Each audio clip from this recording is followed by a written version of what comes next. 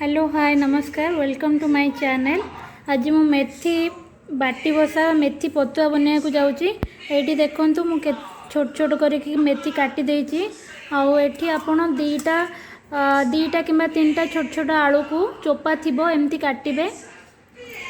गोटे पियाज आउ गोटे रसुण पूरा रसुण को एमती आपण छड़ेदेवे, तार ऊपर चोपा भी छड़ेदेवे। तापर मेथी की आपण धोईदेवे, आपको भी आपण आलू को धोईदेवे। धोई सारा पर आपण मेथी को केवल मेथी की ग्राइंडिंग करेंगे।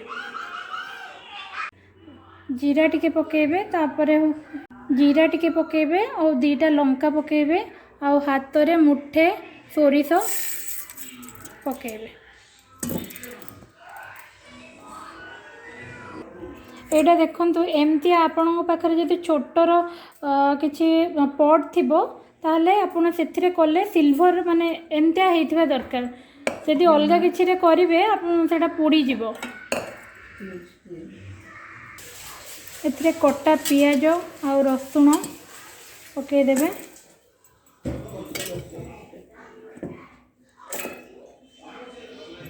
देखंतु मु एटी सब पके देछि, खाली मेथी रहिछि।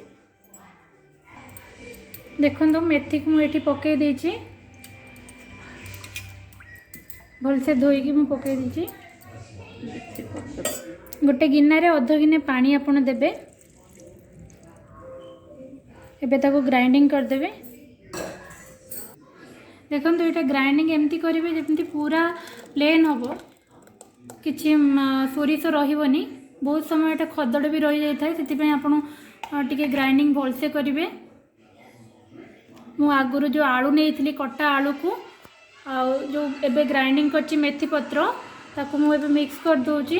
तेरे 2 चम्मच आपण मस्टर्ड ऑयल देबे, सोरिष तेल आ स्वाद अनुसार लूण पकेबे। टिके हळदी भी पकेबे।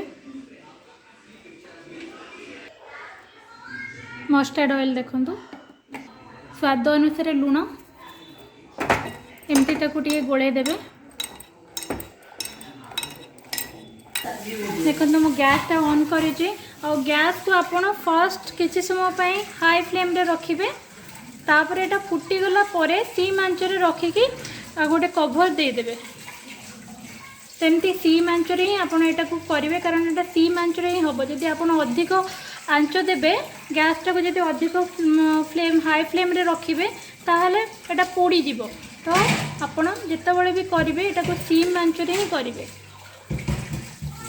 देखो यहाँ एबे फुटी गलानी, तो मुझे सीम गैस टाको सीम रे रखीदेवी आ गोटे कभर ऊपर देदेवी। एटा एमती हार्डली अध घंटे लगे, मको सीम आंच रे ही रखी। एबे देखंतु पतुआटा पूरा हो जाइए। एमती ही आपणकर हेबा दरकार। आपण टेस्ट करिके एमती करी खातु और टेस्ट करंतु केमती कौन आपन को लगुच। मु तो करछि, मते बहुत बढ़िया लगुच।